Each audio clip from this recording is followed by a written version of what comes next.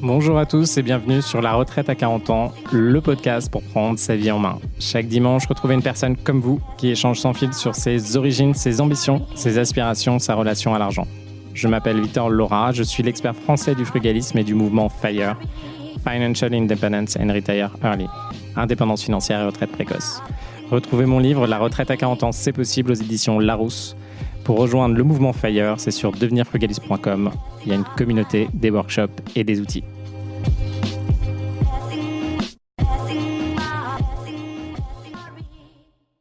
Bonjour à tous et bienvenue dans un nouvel épisode de La Retraite à 40 ans. Je vais vous faire un court épisode sur ce qui est arrivé. Alors, je vais l'appeler Stéphane. Je pense qu'il va venir et que je vais pouvoir l'interviewer et qu'il sera OK de donner son nom. Mais en attendant, je vais vous raconter son histoire, donc moi, les informations que j'ai récupérées.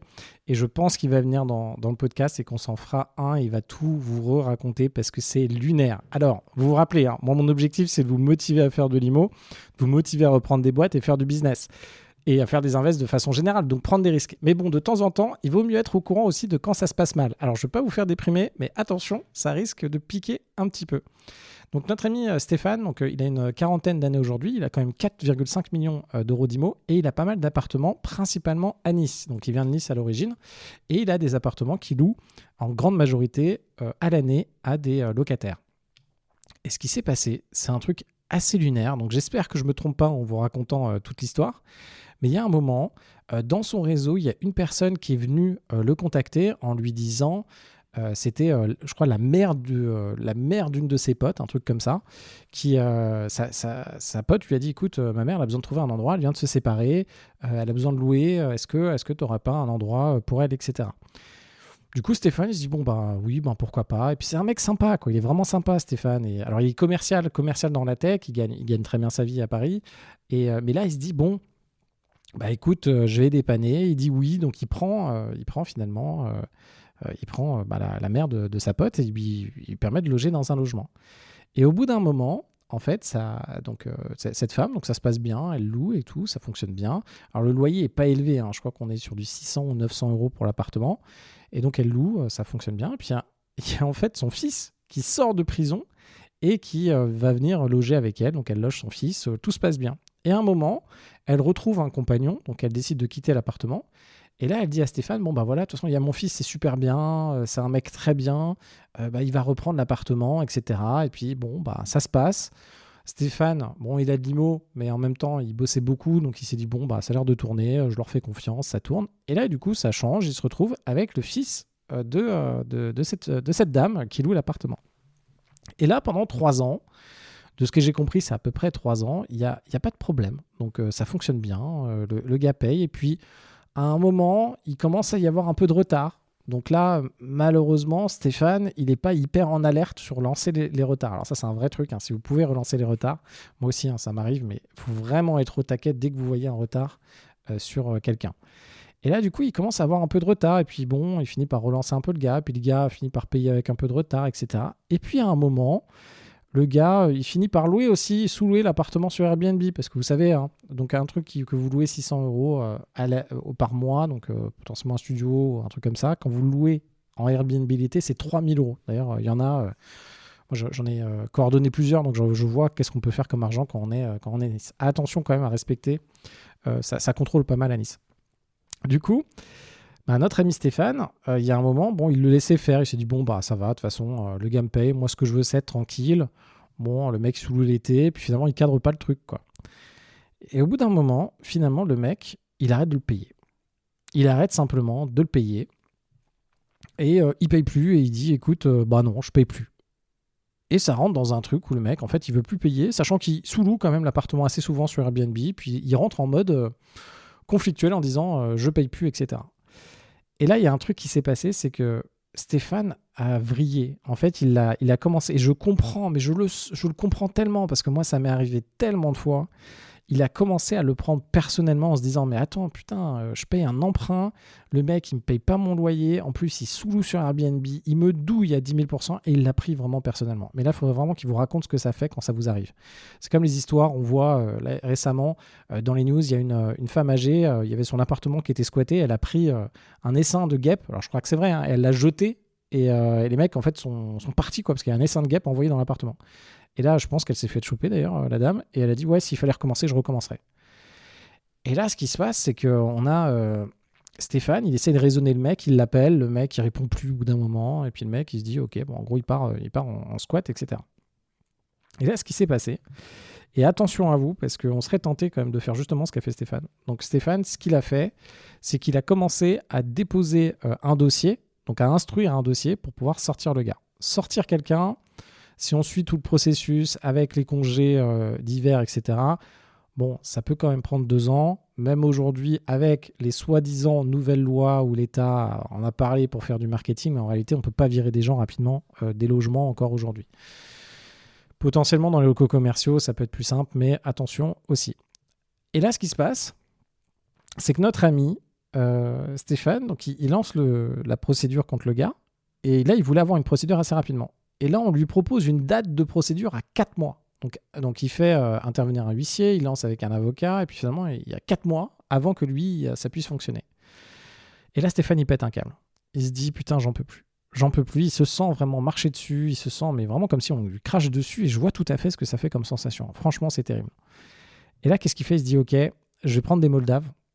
Et qu'est-ce qu'il fait? Il va, donc il est pas mal dans la communauté un peu de l'Est. Alors lui, il est d'origine plutôt marocaine, mais il a une communauté pas mal de l'Est, et il passe beaucoup de temps d'ailleurs en ce moment en Pologne. Et on parlera de l'investissement en Pologne d'ailleurs avec lui plus tard. Et là, il se dit, ok, il va choper des gars moldaves qu'il connaît. Il dit, ok, on le sort. Et là, il envoie des gars. Et là, ce qu'il a fait, alors c'est étonnant, moi, j'aurais pas fait ça à sa place, mais en tout cas, si vous faites ce genre de truc, il était sur place quand le mec s'est fait dégager. Donc, quand le mec s'est fait dégager par les colosses moldaves, il était en face, à la limite. Alors, l'image qu'il me donnait, il m'a dit, Victor, quand ça t'arrive, tu prends un paquet de popcorn et tu regardes le mec et tu lui montres bien que c'est toi qui le dégage. Et alors là, attention, ça c'est peut-être un truc de mecs du Sud, c'est mecs de Nice, hein. Je pense ça, les gars de Nice, ils sont peut-être un peu plus tendax. Le problème, c'est que si vous enclenchez quelqu'un et que l'autre vous enclenche et que vous continuez à monter dans la violence, putain, ça peut partir vraiment très loin. Et c'est un peu ce qui s'est passé ici. Donc le mec se fait dégager. Et après, Stéphane, il a eu la brillante idée de se faire squatter, en fait. Donc il a pris, je crois, un Moldave ou un des gars. Il lui a dit, écoute, tu fais comme si tu me squattais, tu changes tout.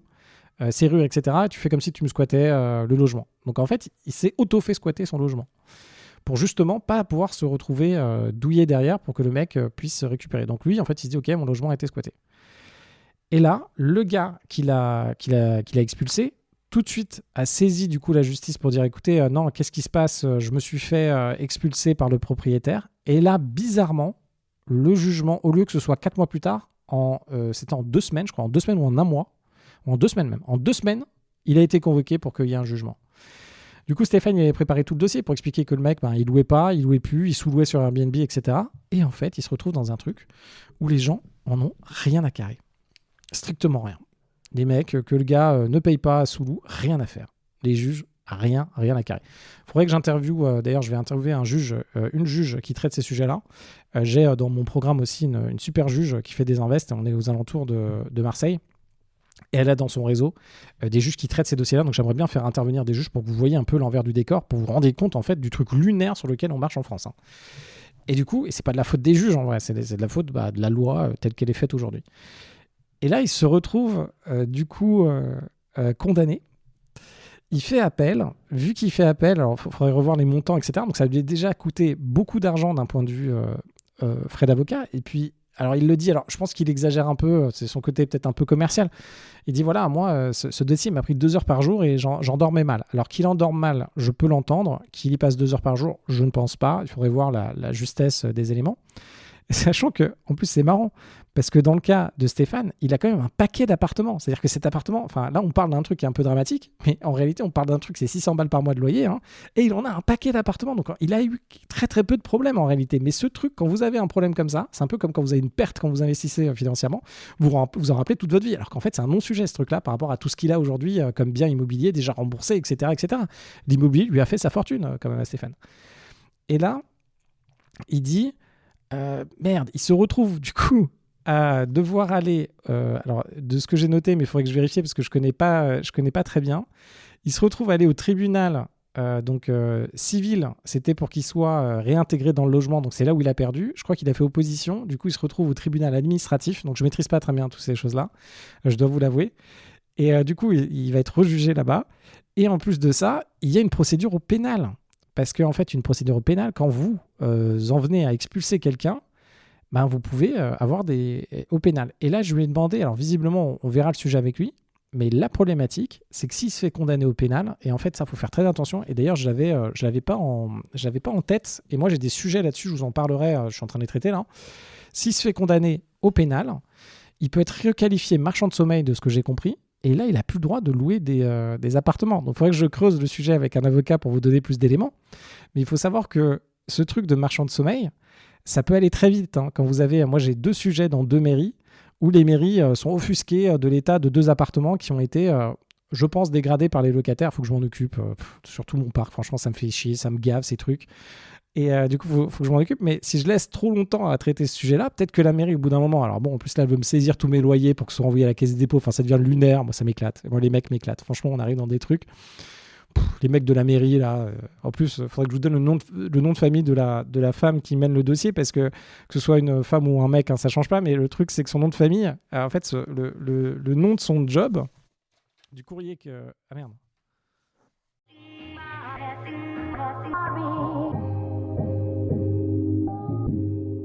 Vous venez d'écouter un épisode de La Retraite à 40 ans.